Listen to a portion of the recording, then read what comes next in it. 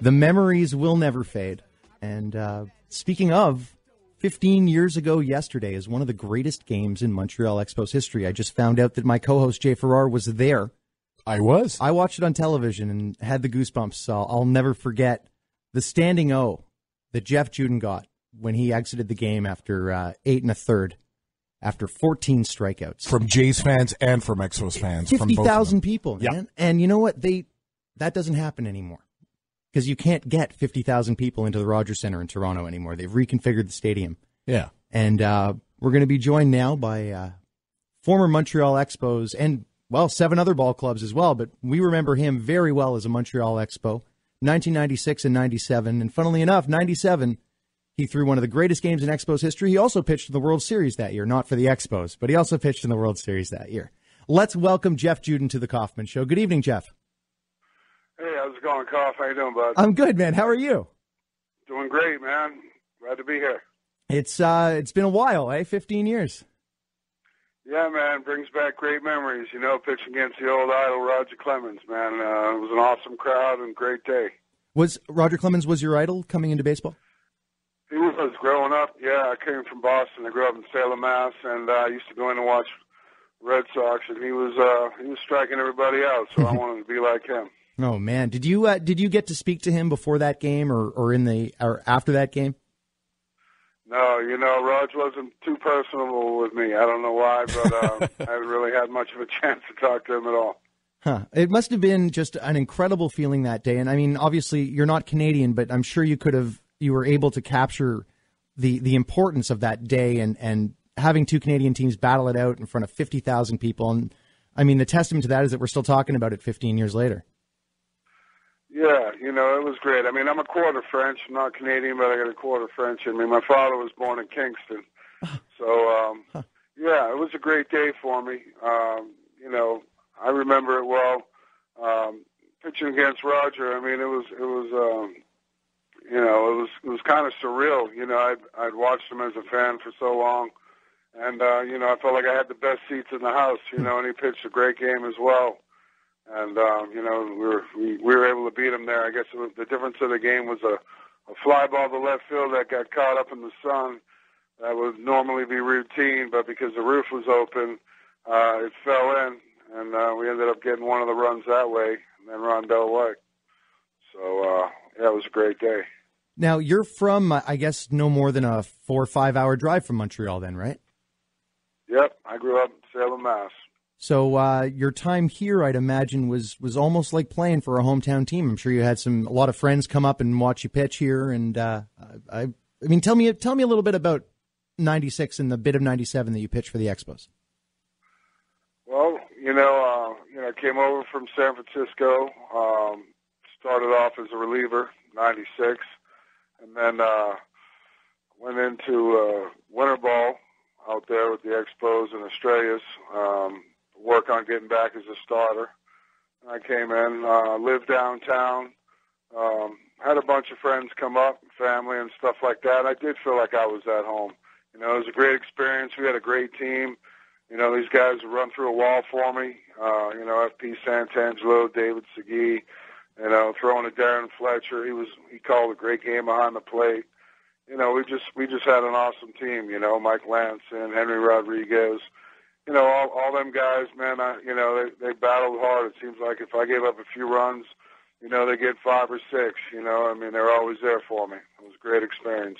Was there still any kind of a lingering feeling from the 94 in the clubhouse? Not that I could tell. Everything appeared pretty fresh. We kind of took it on a day-to-day basis, one day at a time, and we were ready to go. Everybody was fired up, and we always had that winning feeling. I didn't feel that on a lot of the other teams I played with, but it was just an awe about those guys where we just felt like we were going to go out there and win every day, and there was no way anyone was going to stop us. How much of that would you give credit to Felipe for? Well, I'll tell you, I give more credit to the players than I do Felipe. Felipe was a great guy to play for. He was pretty quiet. We had Joe Kerrigan as a pitching coach here, and Pujols and Harper, and we had a lot of fun. I guess I could attribute it to the coaches being loose, and the players following along with them. I wanted to ask you about Joe Kerrigan, actually. There was a moment in that Canada Day game where he visited the mound. Can you tell us a bit about that? Well, Joe just came out to give me a breather. You know what I mean? He felt like, I was working pretty hard. I wanted to stay in the game, and he felt, I guess he felt like, he was just giving me a breather. I felt good about pitching, the whole game. So, that's pretty much what it was. We're in conversation with former Expo Jeff Juden talking about the Canada Day game, among many other things. I'm Dave Kaufman, and my co-host is Jay Farrar. Jeff, one of your other most memorable moments here in Montreal is when you went to town on the entire Houston Astros in 1996. This is one of the most talked about brawls in the history of the Expos. People still talk about it today. As Randy Tiemann put it, it was like a bull in a china shop. Can you tell me a little bit about what happened that day? Well, let's see.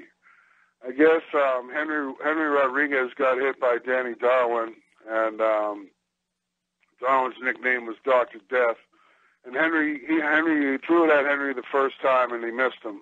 So I think, the second time when he got him, after Henry hit his 30th home run, to break the home run record for rookies, he watched it a little bit. And so Henry didn't hesitate to charge the mound. And being the teammate that I am, I went out there, try to help Henry out a little bit. You certainly did. You helped everybody else who was in danger, too. But I guess you had played with a lot of those guys, too, which made it even more interesting. So maybe a little bit of a rivalry there. Yeah, I got along with most of the guys pretty well. I mean, as crazy as it was, Kurt Manwaring, who ended up getting me in the headlock there towards the end, we were teammates about 2 weeks before that, Wow. So it was crazy with the Giants, before he got traded to Houston. We both ended up getting traded. But, it was more about, they wanted to get a Gethard Minor, too. Bagwell really didn't like him much, and I thought he was going to rip his neck off there at a moment. And then I remember, let's see, who was it? I think it was Rondell White punched the helmet out of someone's hand and hit Terry Collins in the face. It was Moises Alou took a swing at somebody, hit Rondell's helmet, and hit Terry Collins square right in the face, right in the grill, man. It was a great brawl. Yeah. Those were the days, huh? It was fun. Yeah, I felt like an old hockey player, You were. Baseball uniform, so yeah, it was fun. Did you grow up playing hockey, Jeff? I did, yes. I grew up playing 14 years and played in a lot of private traveling teams and stuff like that. And, I played against Jeremy Roenick as a kid, the Sacco brothers, some pretty good players. Tony Amonte we're on the same team. So, I grew up playing competitive hockey and attribute a lot of that coordination and stuff, being as tall as I am, to, being on the ice for such a long time. But when you're the Gatorade High School Baseball Player of the Year, you kind of have it's kind of decided for you what road you're going to go down, right? Yeah, when 30 scouts started showing up from every team behind home plate, it was kind of a sign. So, I remember striking out 20 out of 21 guys one day, and then the whole other team lined up and asked me for my autograph. People started coming out of the streets, and I mean, it was crazy, so it was an exciting time, and the writing was on the wall at that point. Can we shift to your post-career life, Jeff? Because I was reading you have a website, jeffjuden.com, and you've done some really interesting stuff. Yeah. It seems like, first of all, you've battled a lot of adversity, which I don't think the people realize. Yeah, I have. I've battled a lot of stuff. I've had the stage 1 lip cancer. I've had a couple of lip surgeries, removing all the polyps from my lips, and fortunately that hasn't come back. I've had the skin cancer cut out of my back. I was diagnosed with cirrhosis about, 17 months ago, and told that I wouldn't be living to see my next birthday if I didn't, stop drinking and change my lifestyle a bit. So I have. Right now I'm involved with health products, Kavana, which you can find on my website. It's a great product. I take a bunch of those. It's helped me out a lot with my circulation, and the nitric oxide and the essentials is the immortality herb that's kind of helping me go along there a little bit with my immune system. So I've been working on trying to stay healthy and live a happier, healthier life, I guess. It seems that you're also using your story to talk to others now and share your story and how people can avoid falling into some of the same traps that you did, right? To be honest, I haven't really gotten out there. No one's asked me to come and speak anywhere. I had a couple ladies I was working with, but, that was something that I wanted to do and I like to do. I mean, I do probably a radio show a week, but other than that, I haven't really gone to any places. No one's called and asked me to come speak at a Rotary meeting lately or something. Well, you can contact Jeff through his website, jeffjuden.com. He's available for speaking engagements and seminars, and frankly, it's a very compelling story. Well, I appreciate it.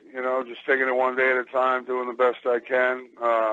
Working hard. I'm also involved with a sunglass company now, that Sniper International. We just got our website up and running there, so I'm working on that. We got some cool shades out there for anyone who's interested, and I just released my first rock CD. There you go. That's what I was dying to ask you. Yeah, my rock CD, man. Everybody, you guys have the rap coming on, man. We got to get you little Jeff Juden rock and roll, man, for this radio show. Yes, absolutely.